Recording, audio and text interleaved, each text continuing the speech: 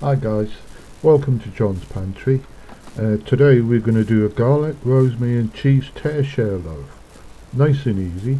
Probably takes about 10 minutes work, but it'll take an hour and a half by the time you've cooked it. But like I say, only 10 minutes work. So we'll start off with the flour, bread flour. Try to use bread flour, not plain flour. You want 400 grams of it. Bread flour's got a lot more gluten than plain flour. And then we're looking for powdered milk. So you want 2 tablespoons of powdered milk. Put it all into the mixing bowl together. Teaspoon of salt. And then we're going to go and get some either vegetable oil or olive oil, or you could use butter if you wanted to, but I prefer to use oil because it gives it a little bit more elasticity to the dough. 1 teaspoon of garlic granules, not garlic salt because that will make it too salty, but 1 teaspoon of garlic granules. And then luckily enough I've got rosemary in the garden, so I've got just a little sprig of rosemary. I peeled the leaves off and chopped them, which has given me a teaspoon of rosemary. You could use dry rosemary if you want, out of a jar. And then you want a teaspoon of sugar. That helps the yeast. And then talking about the yeast, just 1 sachet of yeast. Put that in, but make sure it doesn't touch the oil or the salt. Put it on the opposite side. And then 250 milliliters of tepid water. Start your mixer off with the bread dough hook and put 2/3 of your liquid, 2/3 of your water into the mixer, and let it mix up. You'll notice it will take 30 seconds for it all to come together, but then you'll discover that you probably need to put the rest of the water in. But just start it off with 2/3. It makes it slightly easier. Now I'm just putting the last third of the water, but kept just a drop back because sometimes it won't take all the water. Once your water's in, then what you need to do is just let it mix. I've got it on a medium speed, and what we're doing now is what we call kneading. I'm just checking to make sure that there's enough fluid, there's enough liquid, and it's sticky, but that stickiness will disappear once it's been kneaded.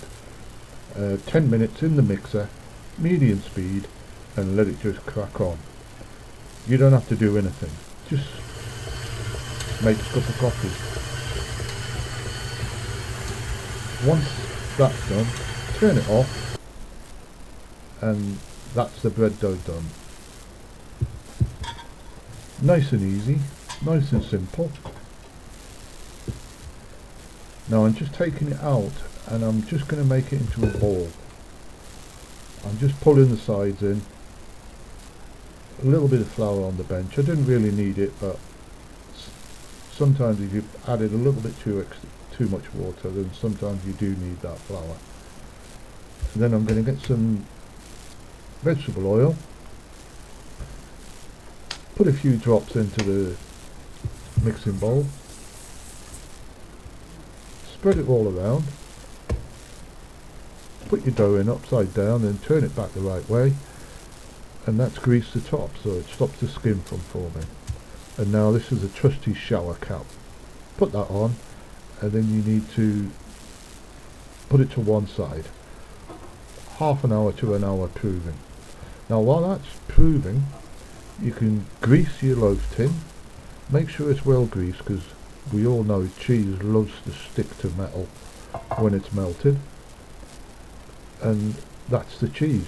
Talking about the cheese, all I've done is I've just used all the scraps.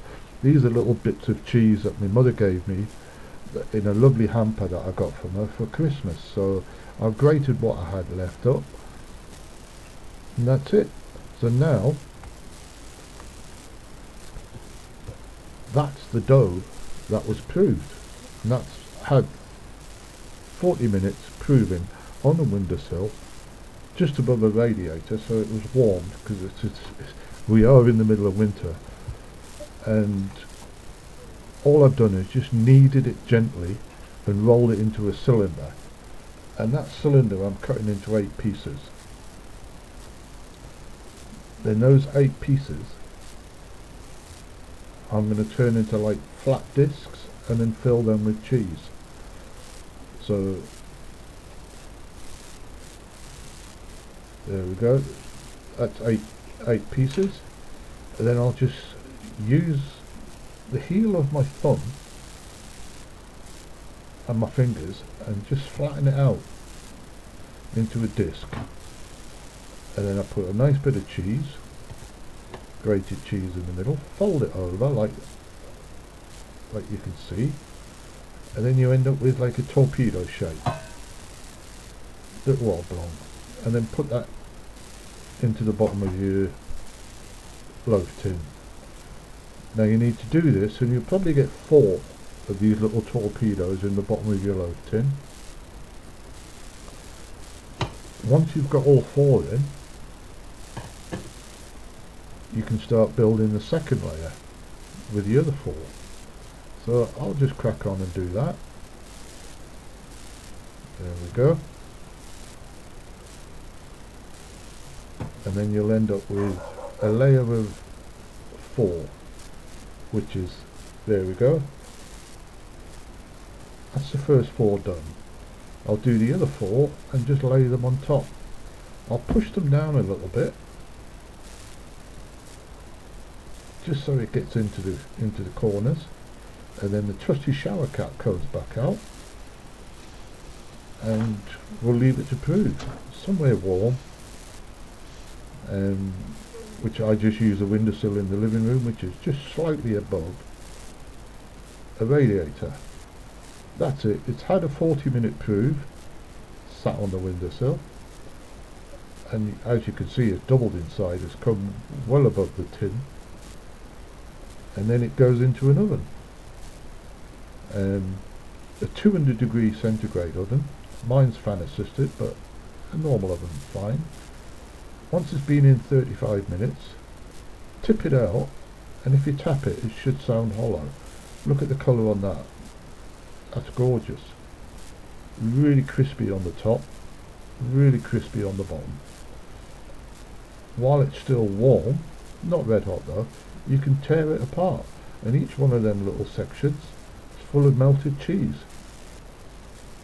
What would you not like about that?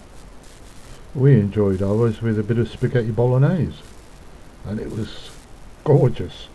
But if you enjoyed this video, please subscribe and click on the bell for notifications. Thank you very much for watching. Bye.